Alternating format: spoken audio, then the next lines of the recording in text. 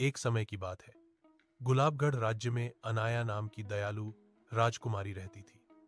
उसके सौंदर्य के साथ साथ उसके बड़े दिल की भी चर्चा दूर दूर तक थी। एक दिन उसे महल में एक पुराना जादुई दर्पण मिला।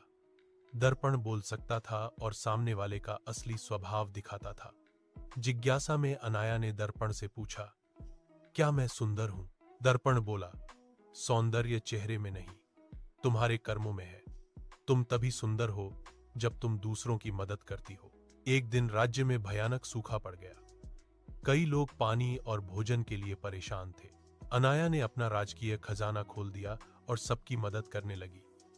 उस रात जब वह फिर दर्पण के सामने खड़ी हुई, दर्पण मुस्कुराते हुए बोला, आज तुम सच में सबसे सुंदर हो। अनाया समझ गई कि असली सुंदरता दया और करुणा में होती है। नीति: सुंदरता चेहरे की नहीं, दिल की होती है। एक समय की बात है। गुलाबगढ़ राज्य में अनाया नाम की दयालु राजकुमारी रहती थी। उसके सौंदर्य के साथ साथ उसके बड़े दिल की भी चर्चा दूर दूर तक थी। एक दिन उसे महल में एक पुराना जादुई दर्पण मिला। दर्पण बोल सकता था और सामने वाले का असली स्वभाव दिखाता था। जिज्ञासा में अनाया ने दर्पण से पूछा, क्या मैं सुंदर हूं? दर्पण बोला, सौंदर्य चेहरे में नहीं, तुम्हारे कर्मों में है। तुम तभी सुंदर हो जब तुम दूसरों की मदद करती हो।